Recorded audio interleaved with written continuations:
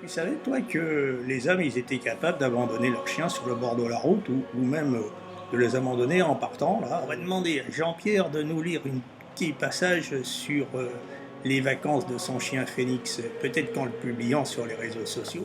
Le passage sur les vacances. Page 129. Nos vacances. L'allégresse de la meute, je la trouve particulière pendant les vacances. Avant, il y avait autre chose, je pense aux signaux précurseurs des vacances. Lorsque je vous voyais surgir avec les sacs et les valises, recenser les vêtements que Catherine déposait sur le lit, je me trouvais dans une incertitude totalement déstabilisante pour moi. Dans un premier temps, je n'avais pas les moyens de savoir si je devais me réjouir ou non. Il y avait toujours deux options, donc deux interprétations possibles pour moi.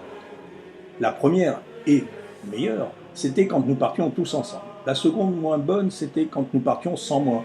Je me retrouvais alors à partir en résidence secondaire dans votre famille. Ces séjours, suivant les époques et lieux, me convenaient plus ou moins. Avec les signes avant-coureurs, débutait pour moi une dure et longue période d'incertitude, de stress et de secret. Quels que soient les indices que je glanais, ils n'étaient jamais assez déterminants à mon point de vue. Il me fallait attendre le premier jour, le premier dodo, hors de la maison pour comprendre et avoir une certitude. À ce moment-là, j'apprenais si je dormais à proximité de vous ou si je dormais chez quelqu'un loin de vous. Dans ce dernier cas, commençait alors une longue attente, ne prenant fin qu'avec le bruit lointain de votre voiture, annonciateur de votre retour et de nos retrouvailles. Je sais attendre. L'humain pense souvent et à tort que le chien n'a pas la notion du temps. Celui-là n'a rien compris à un vrai chien fidèle. La patience du chien n'abolit pas le temps. Elle lui permet de compiler les minutes, les heures et les jours, le temps tel qu'il est entièrement, complètement, mais seulement tel qu'il est.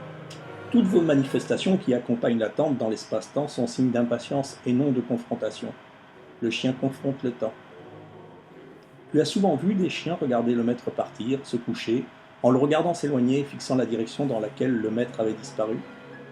Il attendait souvent comme cela jusqu'à son retour.